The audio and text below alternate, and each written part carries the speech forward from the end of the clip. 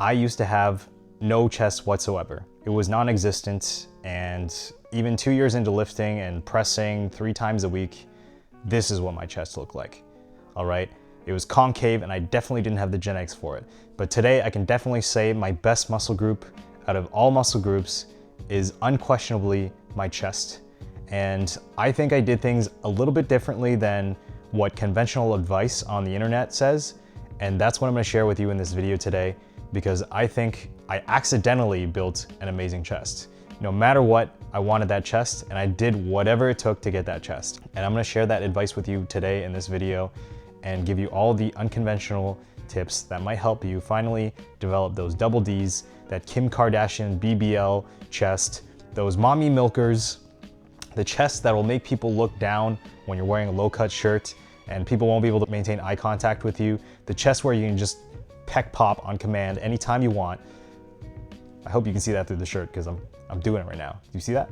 Anyway, yeah, so here was my chest before and here's my chest now. You can see there's a clear difference, and my chest is definitely one of my best muscle groups.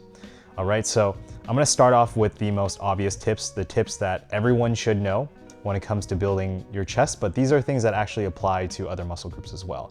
All right, first of all, you need to be hitting your chest multiple times a week. You can train chest once per week and absolutely hammer it, but it's less efficient and you're getting lower quality volume than if you split it up into 2 sessions where you're a bit more recovered for the second session and you can hit heavier weights, heavier sets, higher quality sets, instead of just doing it all in one session where by the 5th and 6th exercise, you're pretty much barely able to hardly even do a push-up at that point. And I think that's why splitting it into multiple sessions is more effective. So very first tip I have for you is to hit your chest with high frequency. All right, second tip, and a very unconventional and pretty uncommon, I don't think I've ever heard this tip on the internet ever anywhere. You've got to gain a ton of body weight. You have to bulk a lot because pressing is one of those movements, it's one of those things that goes up exponentially with your weight gain. And that's controversial because a lot of people don't want to gain that weight. And if you watched my earlier video, I told you I gained like 15, 20 pounds to chase the 315 bench. And I nearly got it in just a 2-3 month span because I was willing to gain that weight. So I ended up getting to 305 on the bench press within just 2 to 3 months. If I lean bulked, I might have gotten up to like 275 at most because I would be significantly lighter. I would have been in the 150s, and going from a 250 to 300 pound bench press in just a few months while maintaining the same body weight, that just isn't possible, especially 10, 11 years into training without PEDs. So that just goes to show it's a lot easier to gain pressing strength when you gain weight. And I remember one of the first times I ever went into the gym, it was the YMCA. And I saw this dude bench pressing 4 plates for several reps. It was like air, it looked like nothing to him.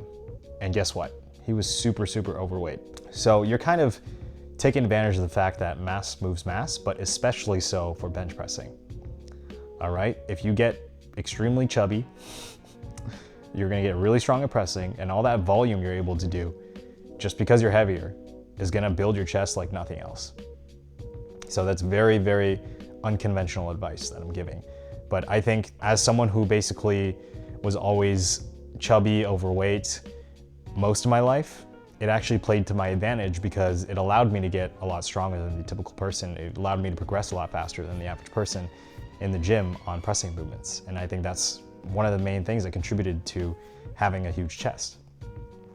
And then when I finally dieted down and did things properly, I was able to maintain even 80% of that pressing strength that I built from being overweight. And I think it would be easier to get super heavy and maintain strength than try to slowly but surely, very gradually build a super elite bench press. You never really see a dude that's 140 pounds bench pressing 300, 400 pounds or 120 pound dumbbells. And I'm able to dumbbell incline bench press nearly my body weight in each hand at this point. So yeah, I think I would attribute it to gaining weight. If you're gonna be doing a ton of chest volume and really hammering your chest, you need to build bulletproof shoulders, or else you're gonna end up with shoulder impingement And the thing that's gonna stop you from developing bigger chest muscles isn't gonna be your chest or your triceps or your shoulders or something else. It's gonna be your rotator cuff. And this is something that isn't emphasized enough. And it's joked about quite a bit online that everyone has a shoulder issue, but it's because people neglect the rotator cuffs. So I really suggest working on face pulls.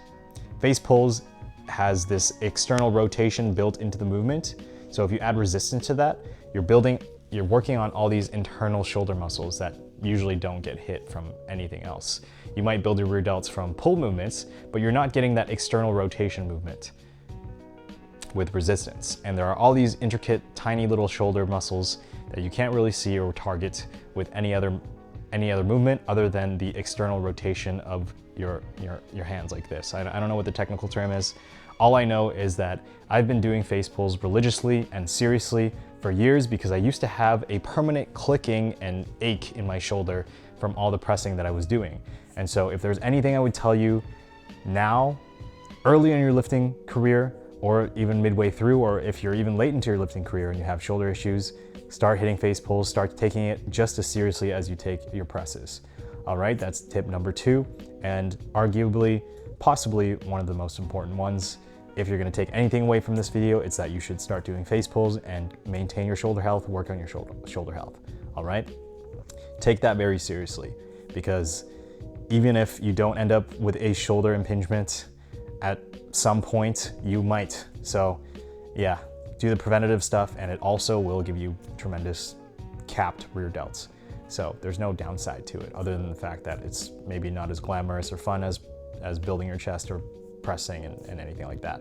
So tip number 3 is something that's also a little bit more unconventional and something that's not emphasized enough. And that is simply that you need to love what you're doing. You need to love your training. All right, I think the person that loves bench pressing, whatever it is, getting in the gym, hitting their favorite movement, and getting strong as heck at one particular bench movement, even if it isn't the most optimal thing, even if science doesn't say it's the best thing for you, that person that loves training, that really, really loves pushing themselves, will do so just naturally, just easily, effortlessly, and really exert themselves and develop an amazing chest, just because they love what they're doing. If you love doing heavy dips, you can still build an impressive chest doing super heavy dips. You know, you're not gonna end up dipping 4 or 5 plates for reps and have a small chest. It just won't happen. So do what you love doing, whether that's incline press, whether that's chest press machine, Smith machine incline, flat barbell bench press, incline barbell bench press, gooning with weights with resistance, and somehow incorporating your chest through mind-muscle connection. You can do that as well. Versus someone who just does things by the book optimally. They avoid bench press because, oh, maybe it's not the best for hypertrophy purposes. That person eventually will develop a decent chest as well, but person A who just loves training, does their favorite movement and gets extremely strong at it and puts in a ton of effort, I think that person will eventually surpass the second person.